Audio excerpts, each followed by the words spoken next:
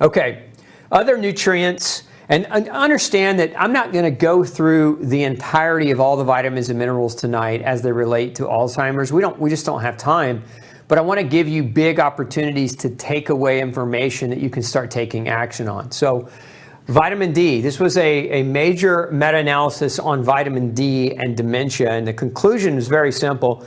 There are significant associations between vitamin D deficiency and both dementia as well as Alzheimer's disease.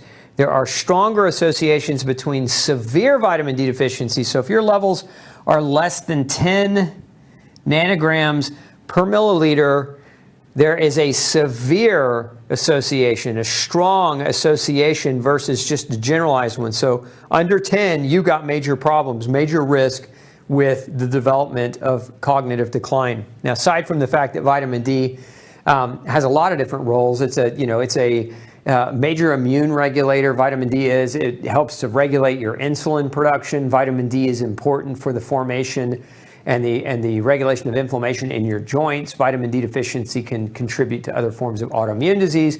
And there actually are many people, many scientists today that believe that Alzheimer's disease and dementia are just different forms of autoimmune disease. And so you understand autoimmune disease. You've heard me talk any length at all. There's 4 triggers for autoimmune disease, and food is a trigger, like gluten. Microbial imbalance is a trigger, like what we just talked about. We also know that nutritional deficiencies are a trigger for autoimmune disease, and subsequently we also know that chemical exposures, things like heavy metals, toxic metals that are inflammatory to nerve tissue, like mercury, lead, cadmium, and arsenic. And so those things can all be triggers for the autoimmune disease process, again, leading to the inflamed brain, if you will. Now, some researchers as well are calling this type 3 diabetes. And so one of the theories behind the development of dementia is that you get something called glycation.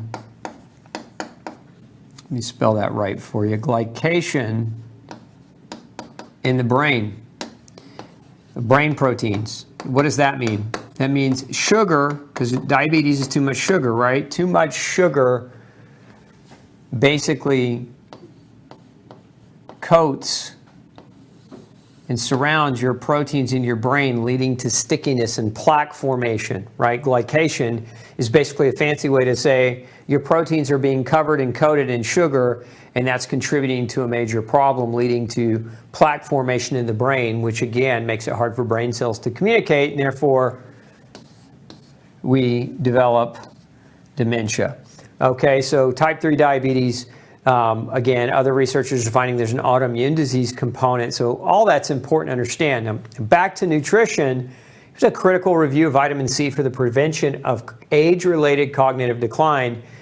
There's a large body of evidence that maintaining healthy vitamin C levels can have a protective function against age-related cognitive decline in Alzheimer's disease. Now, I showed you when we went through the master class, and I talked in depth about the gluten-induced vitamin and mineral deficiencies. Vitamin C was a major one. It was a major deficit that we know can be caused as a result of gluten exposure. Again, research shows that vitamin C adequacy, getting an adequate quantity of vitamin C, can be very protective for the nervous system. We've got here vitamin K. This study published out of the Journal of Alzheimer's Disease. Evidence shows that individuals with Alzheimer's have low serum concentrations of vitamin K. Furthermore, geriatric patients that use vitamin K antagonists, this is very important because, the older you get, drugs become common. People have a stroke or a heart attack. The doctor wants to put them on anticoagulant medicines. Some of these, like Coumadin and warfarin, which are some of the earlier generation blood thinners, will block vitamin K, right? They're going to block vitamin K. And then what do you have? You've got doctors, because you're on these drugs, doctors will tell you, don't eat greens. Now, what kind of nonsense, moronic advice is that? Here, take rat poison, which is what Coumadin and warfarin are, but don't eat vegetables because, God forbid, the vegetables interfere with the vitamin K with the anticoagulant that's thinning your blood. Look, there are a lot of natural things that can thin your blood. Vitamin E thins your blood. Other antioxidants like plant-based antioxidants like ginkgo can thin your blood. Omega-3 fatty acids can thin your blood. And it's really not that those things thin your blood. They keep it healthy. They keep it naturally thin. It's not that we want your blood to be thinned. It shouldn't have to be thinned. If you're healthy, your blood won't be thick. Remember, thick blood is full of sugar and inflammatory mediators, and so the more you can control those things, you don't need to worry about taking all the blood thinners and creating this kind of problem. But as we age, the average person over the age of 45 is on 5 or more medications. That's just in the U.S. You know, the medicine industry, it's a $3.2 trillion industry. It's out of control, in my opinion. And again, a lot of the drugs that are given, in this case, we're talking about vitamin K deficiency, but there are a number of other drugs that can inhibit other nutrients as well or cause nutritional deficiencies beyond vitamin K. But vitamin K, again, is one of those. It's involved in neuron development and survival of neurons, okay? So it's not just about clotting the blood. Vitamin K is not. And then there are different forms of vitamin K. There's K1, K2. That have different effects like clearance of calcium from the bloodstream. So it's important that we're not blocking this vitamin as a result of trying to stave off one disease, right, in an effort to create another, because that's typically what happens is the more medicines you take, the more unintended consequences you create that lead to different diseases and sometimes even lead to the same conditions. Then we have vitamin E. The brain is highly susceptible to oxidative stress, which increases during aging and is considered a major contributor to neurodegeneration. We know that, okay, you can see high plasma vitamin E levels were repeatedly associated with better cognitive performance. So why? Vitamin E is a natural antioxidant. Vitamin E is very, very good to help preserve the integrity of neurons and brain cells and the membranes around them.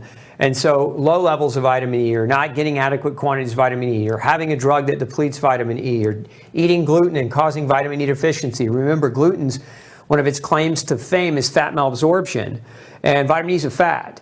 So you get fat malabsorption, you're going to be deficient in vitamin E, you're going to be deficient in vitamin K, which is also a fat, you're going to be deficient in vitamin, didn't go far enough, in vitamin D, which is also a fat. Remember your fat-soluble vitamins, right? So vitamin D, as we were talking about here. So important you understand that connection between gluten inducing fat malabsorption leading to the deficiency of fat-soluble nutrients. 3 of the 4 actually play a role in the development of dementia and cognitive decline. Now, I would be remiss if I didn't put a special kind of attention on one particular vitamin that plays a major, major role in cognitive function. That's vitamin B1. And so, it's not that other nutrients don't play a major role, but B1 has been linked aggressively to deterioration of mental clarity. And one of the reasons why is your body cannot produce this substance right here. It's a substance that you make in your brain. It's a neurotransmitter called acetylcholine. Okay, acetylcholine cannot be produced, cannot be adequately made if you don't have adequate B1. This is the primary neurotransmitter that your brain cells communicate with. So if you're not making acetylcholine because you don't have a B1 deficiency, you're in trouble. You're in trouble. Your cells now can't communicate as effectively. So if you look at some of these studies, this one, the earliest and perhaps best example of an interaction between nutrition and dementia is related to thiamine. Throughout the last century, research showed that thiamine deficiency is associated with neurological problems, including cognitive decline or deficits and encephalopathy, swelling of the brain. Multiple similarities exist between classical thiamine deficiency and Alzheimer's disease in that both are associated with cognitive deficits and reduction in brain glucose. Remember, there's that glucose, that glycation. We were talking about that earlier, brain glucose metabolism. Because one of the other functions of vitamin B1 is it plays a major role. Glucose molecularly looks like a stop sign. So if that's glucose, you need vitamin B1 to strip away hydrogen from glucose, and this is how we get to ATP. I'll spare you the chemistry lesson, but B1 is responsible for producing the chemical that allows your mitochondria to have energy, right? And so that's ATP. This is the substrate that your body needs to generate energy and to heal and repair and maintain itself. And B1 deficiency will cause an inability to access ATP from sugar, from glucose. And this is another one of the reasons why B1 deficiency is also linked to blood sugar problems.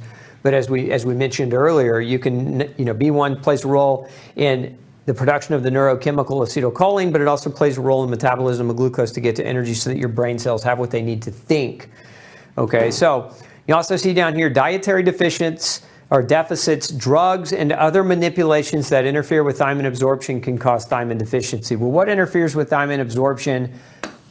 Gluten. What drugs cause thiamine deficiency? The most common class of medications that will disrupt thiamine absorption are diuretics. So if you have high blood pressure, if you're a woman with swelling ankles and your swollen face, and the doctor has put you on a diuretic, a water pill, if you will. These are used for blood pressure control. They're used for swelling. These directly cause vitamin B1 deficiency. And some research shows that actually certain blood pressure medicines inhibit your heart cells from being able to absorb vitamin B1. So you actually get a deficiency of B1 in the heart. And this is why B1 deficiency can cause something called beriberi. Beriberi is a disease, and it can kill you. Before 1943, this disease was responsible for killing thousands of people annually due to deficiency. And so beriberi, there's two forms. There's a wet form and there's a dry form. Well, the wet form affects your heart. The dry form affects your nervous system, contributes to the symptoms of cognitive decline and dementia. So again, a little bit of special attention to B1 for its primary role here. You can see here another study on thiamine, which is vitamin B1 and Alzheimer's. Thiamine levels and the activity of thiamine-dependent enzymes are reduced in the brains and peripheral tissues of patients with Alzheimer's disease. Oral thiamine trials have been shown to improve the cognitive function of patients with Alzheimer's disease. Very, very important. This is pennies a day, folks, that potentially could help support your cognitive function. And so the best form of thiamine in a lot of the studies is if you're supplementing is something called benfotiamine. Oops, let's move that over. Benfotiamine is a fat-soluble form of vitamin B1, and it tends to have a really solid effect on increasing your blood levels of vitamin B1 for a lot longer. It increases your blood levels for a much more prolonged period of time than just regular water-soluble thiamine or thiamine hydrochloride. So benfotiamine, if you're considering, a B1 supplement to support you, look for this ingredient. That's the one you want to look for. Now, there are plenty of B complexes that have just straight B1, which is thiamine, but again, a lot of them won't contain benfotiamine. This is actually a special type of B1. And right now in the world today, there's somewhat of a shortage of it, so it can even be hard to come by. So if you can't find it, you definitely go with thiamine. Water-soluble version, you can do a good B complex. Vitamin would be a good option for you there, or just taking high-dose thiamine. But again, can have a major impact for people and their energy production. Hey, don't forget to check out the rest of the series right here. Make sure you hit subscribe below. And as always, thanks for tuning in.